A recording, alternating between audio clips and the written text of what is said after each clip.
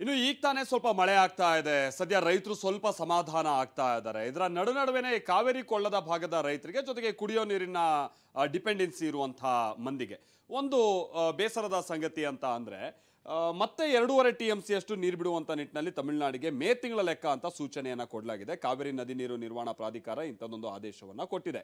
ಅಂದ್ರೆ ತಮಿಳುನಾಡು ಏನ್ ಹೇಳಿತ್ತು, ಸುಪ್ರೀಂ ಕೋರ್ಟ್ ಆದೇಶದ ಪ್ರಕಾರವಾಗಿ 6 TMC ನೀರನ್ನ ನಮಗೆ ಬಿಡಬೇಕು, ಯಾವುದು ಈ ಮೇ ಲೆಕ್ಕದ್ದು. ಸೊ ಇವ್ರು ಬಿಟ್ಟಿಲ್ಲ ಅನ್ನುವಂತಾನೆ ಹೇಳಿದ್ರು. ಬಟ್ ಕರ್ನಾಟಕ ಇಲ್ಲಿ ಸಮರ್ಥವಾಗಿ ವಾದ ಕೂಡ ಹೂಡಿತ್ತು. ಅಂತ ಅಂದ್ರೆ ನಮಗೆ ಮಳೆ ಇಲ್ಲ, ಆಮೇಲೆ ಬರದ ಪರಿಸ್ಥಿತಿ ಇರುವಂತ ಕಾರಣಕ್ಕಾಗಿ ಬಹಳ ಸಮಸ್ಯೆ ಆಗ್ತಾ ಇದೆ. ಆಮೇಲೆ ಈಗ ಸ್ವಲ್ಪ ಮಳೆ ಆಗ್ತಾ ಇರುವಂತ ಕಾರಣಕ್ಕಾಗಿ ಈಗ ಈ ಕ್ಯಾಚ್ಮೆಂಟ್ ಏರಿಯಾದಿಂದ ಅಂದ್ರೆ 1,300ರಿಂದ 1,400 ಕ್ಯೂಸೆಕ್ನಷ್ಟು ನೀರಿಗೆ ಹರಿತಾ ಇದೆ ತಮಿಳುನಾಡಿಗೆ ಅನ್ನುವಂತೆಲ್ಲ ಮನವರಿಕೆ ಮಾಡಿಕೊಡುವ ಪ್ರಯತ್ನವನ್ನು ಪಟ್ಟಿತ್ತು.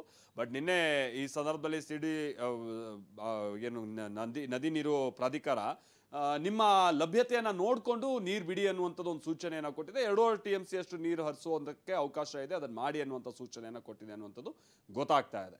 ಅಂದರೆ ಈಗ ಆಲ್ರೆಡಿ ನೀರು ಹರಿತಾ ಇದೆಯಲ್ಲ, ಅದನ್ನು ಮೀರಿ ಇನ್ನು ಎಷ್ಟು ನೀರನ್ನು ಬಿಡಬೇಕು ಅದಕ್ಕೆ ಆ್ಯಡ್ ಆನ್ ಆಗಿ ಅನ್ನುವಂಥದ್ದೆಲ್ಲವನ್ನು ಕೂಡ ಈಗ ನೋಡ್ಕೊಳ್ಬೇಕಿದೆ. ಈಗ ಮಾನ್ಸೂನ್ ಏನಾದ್ರು ಸಾಮಾನ್ಯವಾಗಿದ್ದರೆ ಮಾತ್ರ ನೀರನ್ನು ಬಿಡ್ಬೋದು, ಇಲ್ಲದೆ ಹೋದರೆ ನೀರು ಬಿಡೋದಕ್ಕೆ ಸಾಧ್ಯ ಇಲ್ಲ ಅಂತಲೂ ಕೂಡ ಕರ್ನಾಟಕ ವಾದ ಇಟ್ಟಿದೆ. ಆಮೇಲೆ ಅಲ್ಲಿ ತಮಿಳ್ನಾಡು ಮತ್ತೊಂದು ಖ್ಯಾತೆ ಬೇರೆ ತೆಗೆದಿದೆ, ಇವ್ರು ಕೊಳಚೆ ನೀರು ಬಿಡ್ತವ್ರೆ, ನಮಗೆ ಸುಪ್ರೀಂ ಕೋರ್ಟ್ ಆದೇಶದ ವಿರುದ್ಧವಾಗಿ ನಮಗೆ ಗಲೀಜು ನೀರು ಬಿಡ್ತಾ ಇದ್ದಾರೆ ಅನ್ನುವಂಥನ್ನೆಲ್ಲ ಇದೆ.